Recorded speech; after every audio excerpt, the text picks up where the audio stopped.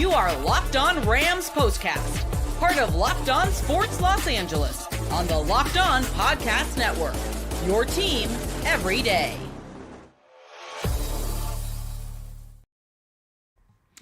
Whose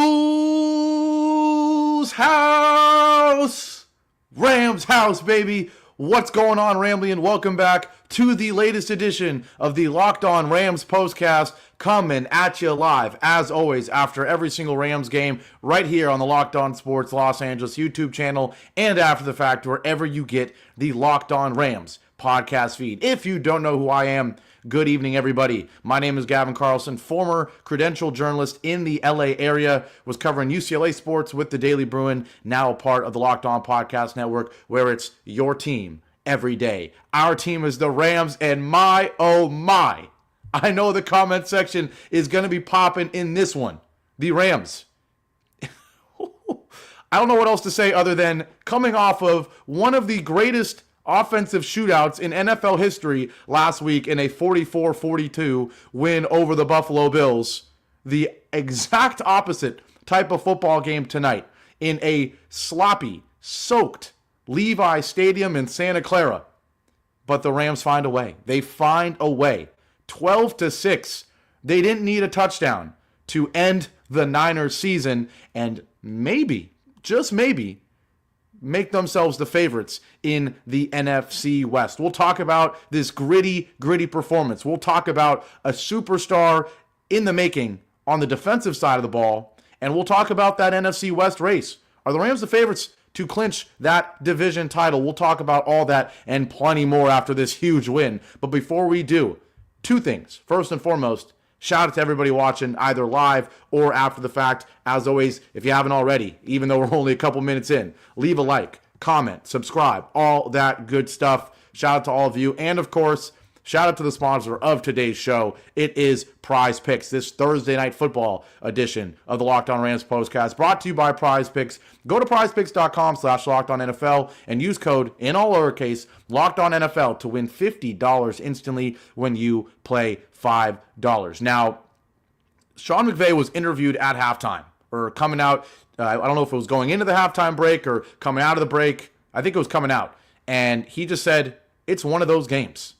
We heard Al Michaels say it, despite how sleepy he is on the broadcast. In my humble opinion, he's a legend. But at this stage in his career, I think he gets a little sleepy. But he said it a million times. Kirk Herbstreit said it a million times. Sean McVay said it at halftime. This is just one of those games. And it always is, whenever it's a division battle, especially between the Rams and Niners.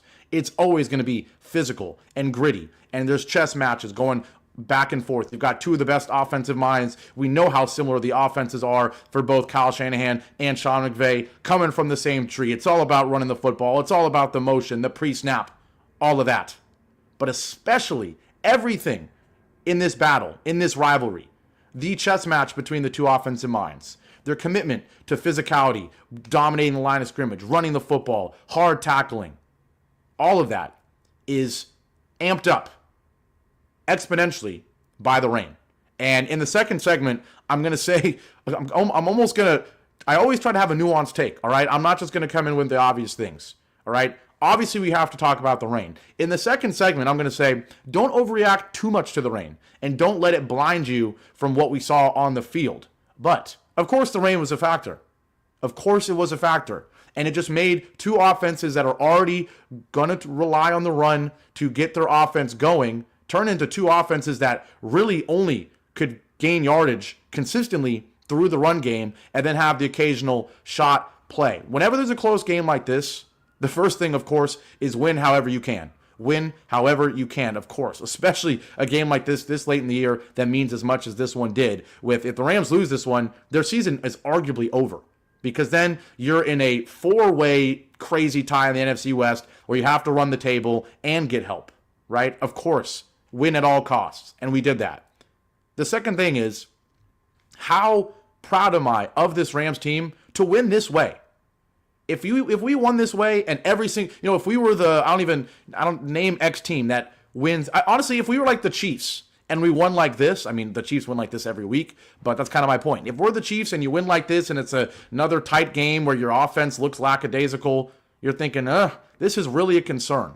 But not today at all. If anything, I'm satisfied that we now know the Rams can win in multiple ways. They can win the 44-42 against an MVP in Josh Allen in a pristine, clean, perfect weather SoFi Stadium. But they can also win an absolute nitty-gritty, old-fashioned 1980s in Chicago Snow Soldier Field type of game in the rain. Win the line of scrimmage, convert on third downs. All the big plays went the Rams' way, and you steal a win. Whenever the game's going to be this close, you're always going to look at a few key plays. But really, in my opinion, this game can be summarized by like five or six, as I'm struggling to talk early on in this show. About 5 or 6 key plays decided this game. And I think it's sometimes lazy to say that, to be the Monday morning quarterback, the Stephen A. Smiths, the Max Kellermans, the whoever that is on Fox Sports now, and say it comes down to a few plays. But this game, it felt like two teams just running the ball, and then a couple huge plays. First one, in my opinion, that Deebo Samuel drop early in the game. Huge. It's a quick slant. Deebo Samuel, how ironic. The Niners fans, in my opinion, rightfully booing him as he goes online, says that he's not playing poorly, he's just not getting the ball. The Niners do everything they can to give him the ball. They're handing him the ball off multiple times. I was talking to one of my Niner friends early in this game, and he was saying, man, we're really overcompensating. We're giving Deebo Samuel back-to-back carries. There was a 3rd and 5, and they ran the ball to Deebo Samuel. So they were doing everything they could to get this man the ball. And how ironic. They get him wide open, quick slant. He's going to catch it. He's going to run it into the end zone for what would have been the only touchdown of the football game. Right? If this was 44-42 last week, one touchdown not happening does not make or break it. But when there's not a single touchdown in this game, and Deebo Samuel drops what would have been probably a 30-yard walk into the end zone, quick slant touchdown, and he drops it, and they only get 3, that's one of the biggest plays of the game, period. Second big play of the game, in my opinion, and this one's a bit obvious, but it's the interception by Brock Purdy. Awful throw. And it's ironic. Matthew Stafford had many bad throws tonight. We'll talk about that in the second segment and the third segment a little bit. He did not look good. He had a lot of questionable throws. But by far, the most questionable throw, and it was not even close, was that throw from Brock Purdy. What in the world was he thinking? I get it. The Rams kind of quickly, at the last second, disguised the coverage, and he just threw it up. But jump ball one-on-one turned into jump ball into double coverage that was completely overthrown anyways. Easy interception. Purdy was not his best self. And part of it is because of the dominance of the defensive line for the Rams, which we will certainly talk about as well. But those two plays are huge. And the last one, honorable mention, the Puka Nacua deep bomb. It was the only big play of the game, right? Neither offense could generate any big plays because of the rain, partially, because of the defensive lines of both teams, because of the lack of execution, honestly, except for that Puka deep ball. So you have to mention that one. But the last big play, of course, is the one that basically clinches the game. 3rd down. And Cooper Kupp deserves so much credit in this game for a guy who had no catches. There's not many guys you can say that about. But we know the type of team player, the all-time team player that Cooper Kupp is. 0 catches on 3 targets. And yet, because he's Cooper Kupp, on a 3rd down, when the Rams can put the game away with the 1st down, Cooper Kupp goes in motion. 2 guys follow him. And right there, the tight end, wide open for the game-clinching catch. Huge. Huge. Those 3 or 4 plays decided the football game. So sure, does Kyren Williams deserve a ton of credit for turning an ugly game into 29 for 108 on the ground? Sure. Does Matthew Stafford deserve some credit for a couple big-time throws in an otherwise stinky game? Yes. Does Puka deserve all sorts of credit for his 7 for 97, including that 51-yard bomb? They were giving him the ball on, end arounds. They were giving them the ball on quick screens, doing everything they could to get Puka involved. And boy, oh boy, does that defense and Mr. Kobie Turner deserve so much credit. And I'm just teasing here because we're going to get to that throughout this show as well. They all deserve so much credit individually. Sean McVay, of course. But those 3 or 4 plays really decided the game, in my opinion. Other than that, there was not a touchdown in this game. So other than the Puka bomb, the biggest plays of the game were the missed opportunities for the Niners. Deebo drop, Brock Purdy pick, and then the missed opportunity to get the Rams off the field on 3rd down. So at the end of the day, you got to win. You got to find a way to do it. And this was not a great performance by many parts of this Rams offense. But what it was good enough. And once again, the big takeaway is If you had won an ugly game the last 6 times you won, you'd be concerned that maybe the Rams just aren't good. But when you can win 44-42, winning 12-6, it just proves more that this team is built to maybe make a run. They can win a game in multiple ways now. And this defense announced to the entire country, once again, like I've been saying, they're not great all over the place, certainly. But they are rising and improving. And if they find that stride in these last couple of weeks, the Rams will be in the playoffs, and they might even make some noise in the playoffs. So when we come back from this first break, we will talk about why we can't just blame the rain for everything that happened today. Of course, played a factor. Limited the Niners offensively on both phases. Limited the Rams, not in the run game, but in the pass. But we can't just blame it on the rain. There's more takeaways than that. We'll talk about that after our first break here on this victory edition of the Locked On Rams Postcast. We'll be right back. Now, today's show is brought to you by FanDuel.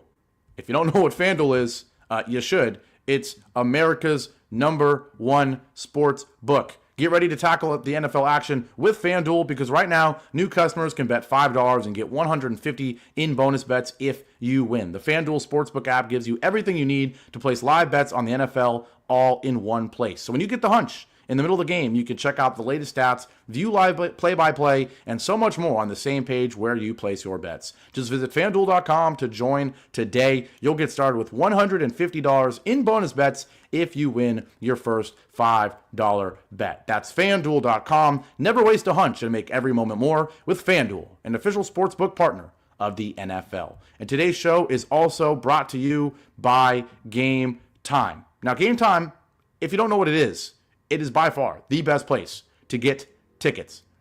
Game Time has a new feature called Game Time Picks that makes getting tickets to see your favorite teams play live even easier. Game Time Picks filters out the fluff to show you only incredible deals on great seats, so you don't have to waste time searching through thousands of tickets. I always give the example. I was in New York. I went to 3 live events in a week span, and it included a WNBA game and a New York Yankee game. Then I went home and went to a Chelsea Football Club soccer game at Levi Stadium, ironically, in the Bay Area, all in a week span, using Game Time, and all three times, I didn't buy my ticket until I was on the way to the venue. Why? Because with Game Time Picks, with Game Time, all you got to do is open up the app, and it filters out the fluff, shows you the best deals. You're going to get great last-minute deals, and you don't have to waste time looking through all these offers that are not good, right? It filters out the fluff.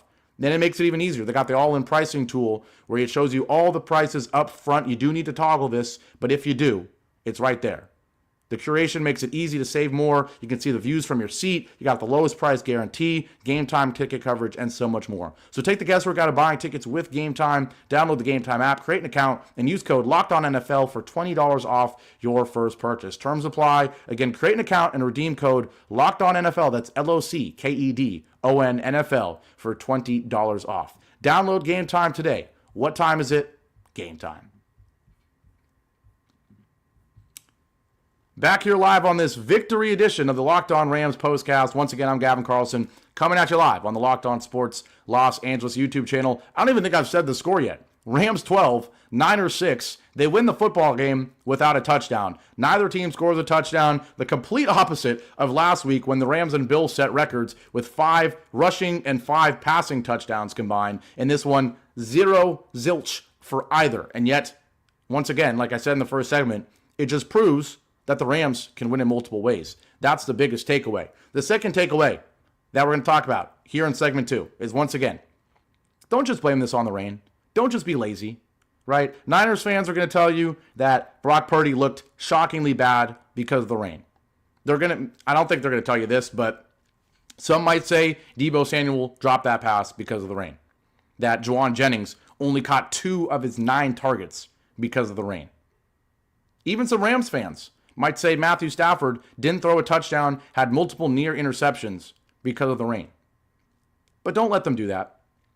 This game was ugly because both defenses were better than both offenses, period. The rain plays a factor. But Matthew Stafford was throwing near interceptions in the first quarter before it was raining.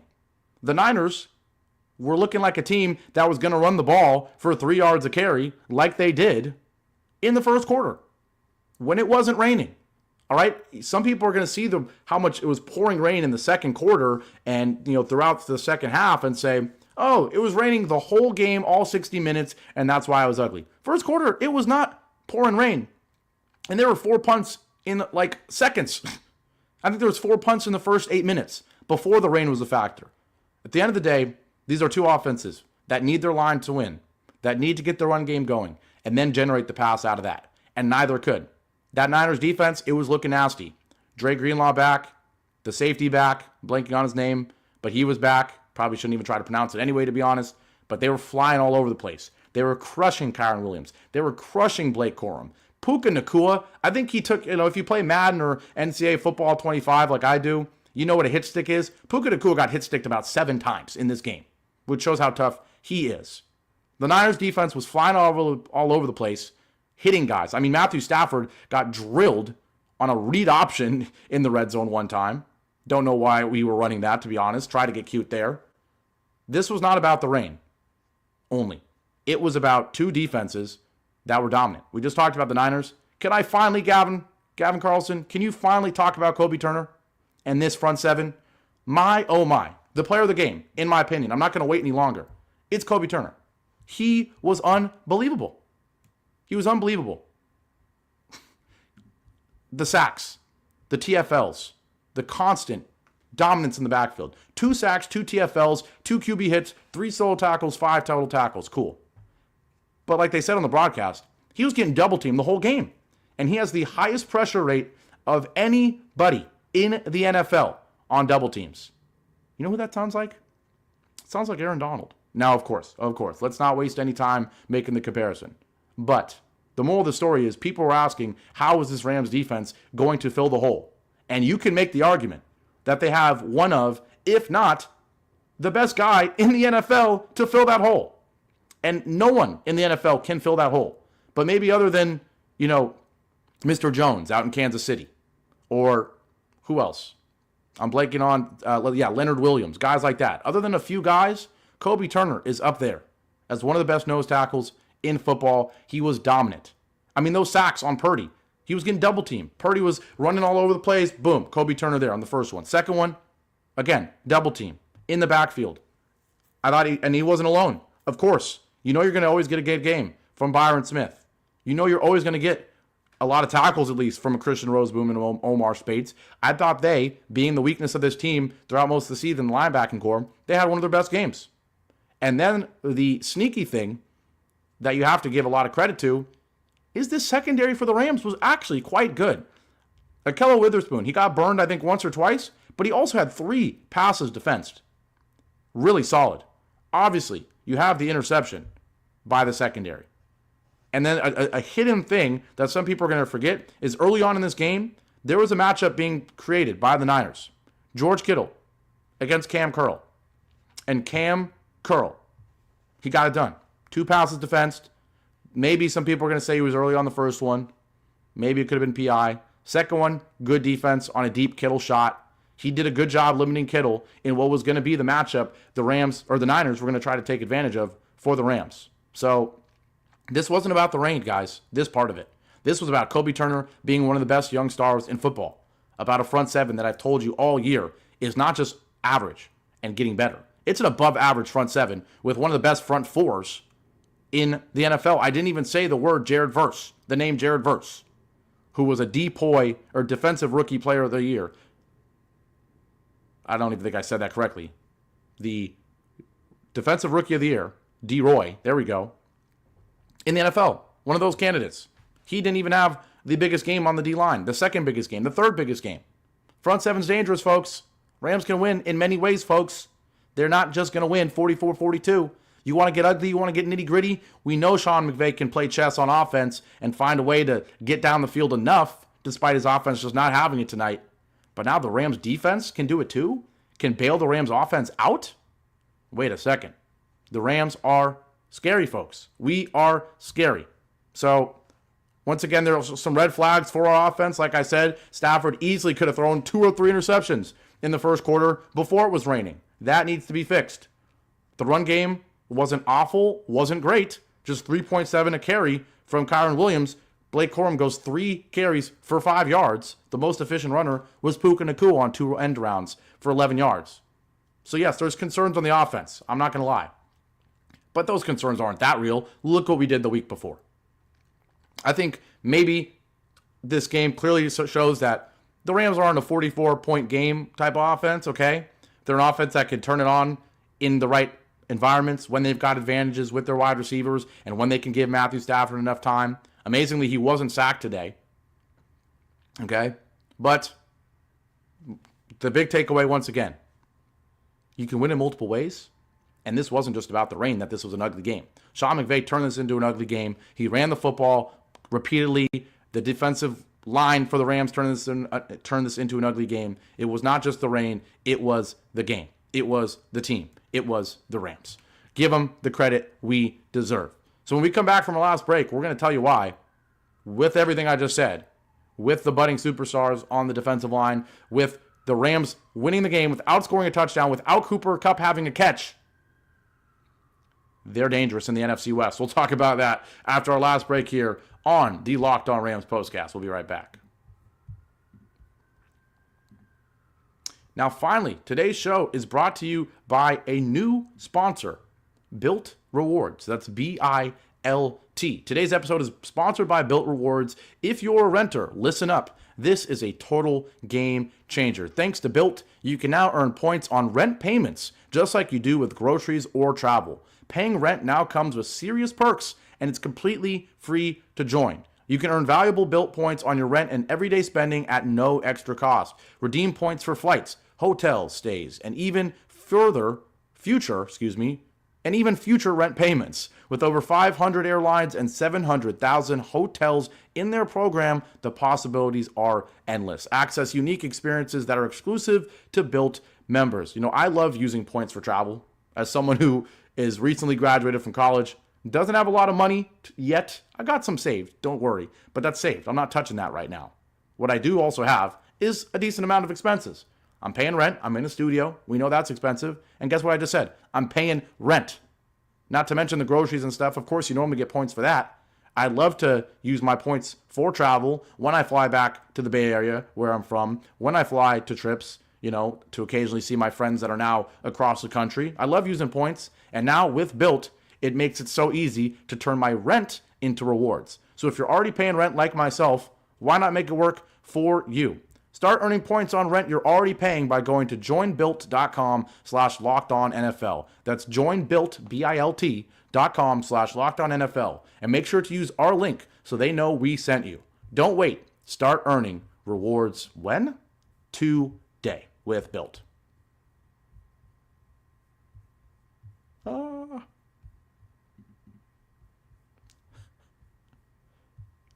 We were struggling there with the transition, but we are back for the last segment here on the Locked On Rams Postcast. Coming at you live one last time this Thursday edition, of course. There'll be plenty more postcasts, but the last Thursday night football edition of the Locked On Rams Postcast. Again, I'm Gavin Carlson. Rams win 12-6.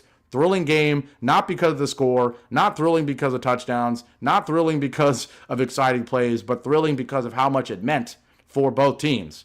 And so the Rams pick up a huge win. They move to 8-6. The Niners fall to 6-8. Their season is probably over. And now the question I keep hinting at and keep saying, are the Rams the favorites in the NFC West, folks? I'm just going to come out and say, you have to say they are.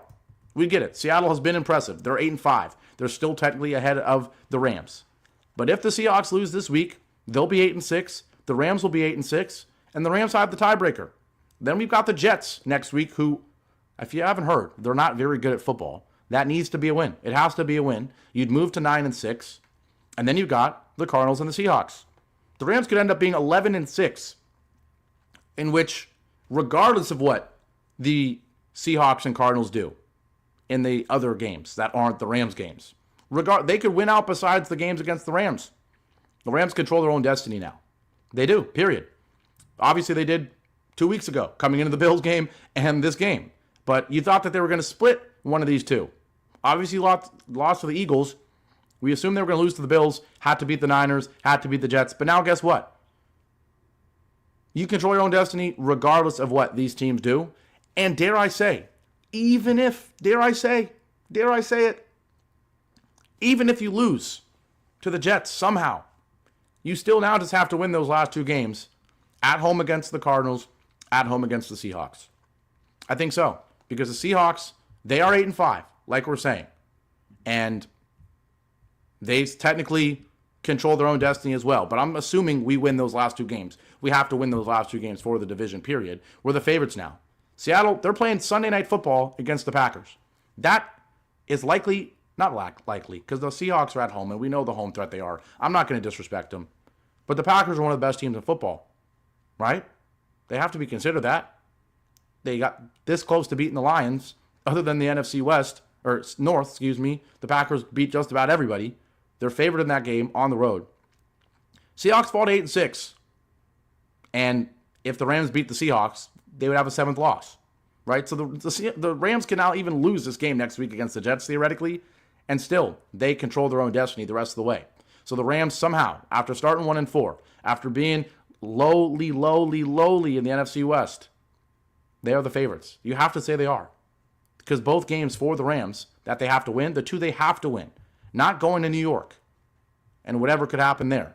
The two games they have to win, they will be in the comfy confines of SoFi Stadium in front of a Cardinals fan base that isn't going to travel like crazy or anything and create that Bills atmosphere that we were still able to beat.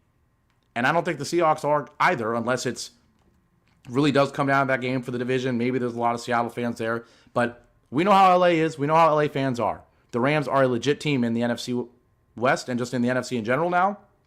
So you have to think the Rams, the Ram Nation, is going to show up to SoFi Stadium. We're going to have a home atmosphere in both of those games, and we're going to be favored in both of those games. It's huge. We control our own destiny now. We are the favorites in the NFC West, period. Even if Seattle wins tonight, or Sunday night. That's how crazy I'm talking.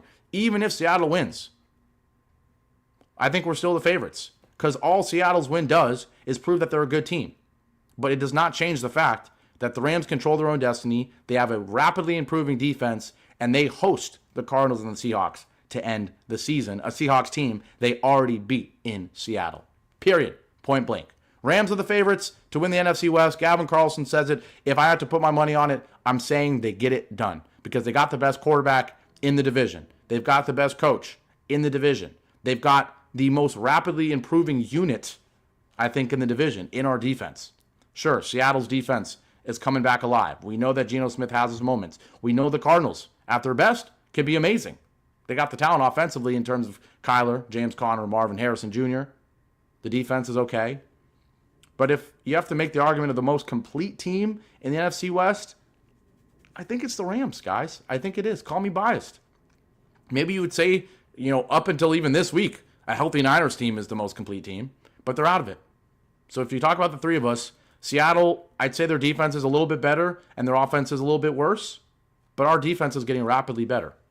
It's getting rapidly better. We're the favorites, folks. I don't care what anybody says. We are the favorites. So that's going to do it for this edition of the Locked On Rams Postcast. Rams win 12-6. They move to 8-6. They are the favorites in the NFC West, period. What up, Wheeland? I hope I'm saying that right. What up, Craig? 3 sacks to the defense. He says, hi, Rams won a tough game. And Jeffrey Williams saying, love it. Our Rams swept the damn Whiners and may have ended any hopes for them to make the playoffs. Love it. We definitely control our own destiny now. Let's effing go, Rams. Absolutely. We do. We control our own destiny, and I think those Niners are done. I mean, they can run the table. They can win the next 2 games and be 9-8.